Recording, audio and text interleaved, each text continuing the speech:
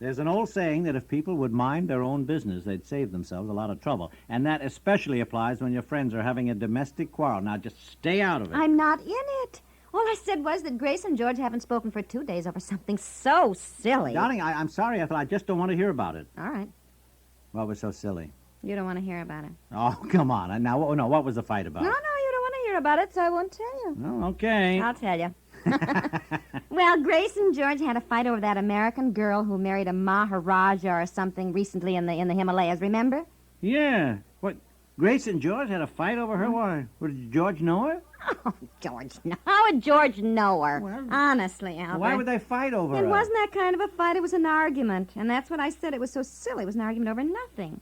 Grace said she thought it was terribly romantic, and George said, how can you make a go of a marriage like that when people come from 2 such different worlds? Uh-huh, yeah. Well, that's what started it, but I agree with Grace. I think it's terribly romantic, too.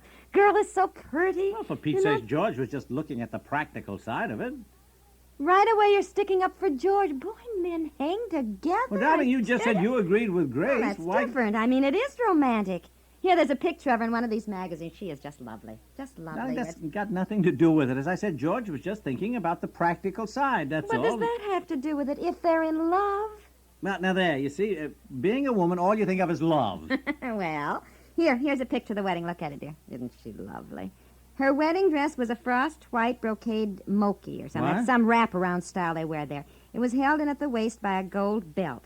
No wedding vows were spoken. They merely exchanged white silk scarves. They drank tea laced with yak butter. Oh. Well, now there, you see, that's what I mean. Now, she's not used to that. Well, she'll get used to it. She knew him 4 years, you know, and they were engaged 1 year. She's had plenty of time to know what life over there would be like. And she's marrying a prince. Yeah, that's it. By golly. American girls just grow up wanting to marry a prince. Well, what's wrong with that? We just don't get the chance. Yeah.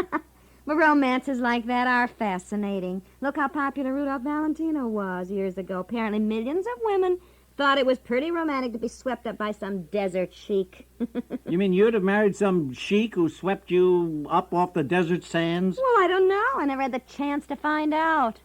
Well, that's a great thing to say. Oh, I'm joking, Albert. You're not joking at all. Apparently you and Grace and millions of other women just don't find American men dashing enough for you. That's it. You and George have your vanity hurt. You know, when an American girl marries a prince, you think she could have found somebody just as dashing at home, huh? Oh, boy. I can see you sitting cross-legged on a Persian carpet in a sandy, dusty, wind-blown tent, drinking sour goat's milk and eating rancid butter and boiled sheep's eyes and sharing your husband with his 200 other wives. Oh. Yeah. Yes. Good heavens, I can't imagine what it would be like eating a boiled sheep's eye. Oh, I see what you mean, dear. Now, look, Yes, let me I'm finish afraid my newspaper, will you, and stop arguing about all that, huh? Yes, sure. What? You and George worrying about that strange marriage. I bet right now in that palace in the Himalayas, she's cooked him a hamburger with onions and a good old American chocolate malted milk. Correction. What? I'll bet it's without onions. Probably, dear.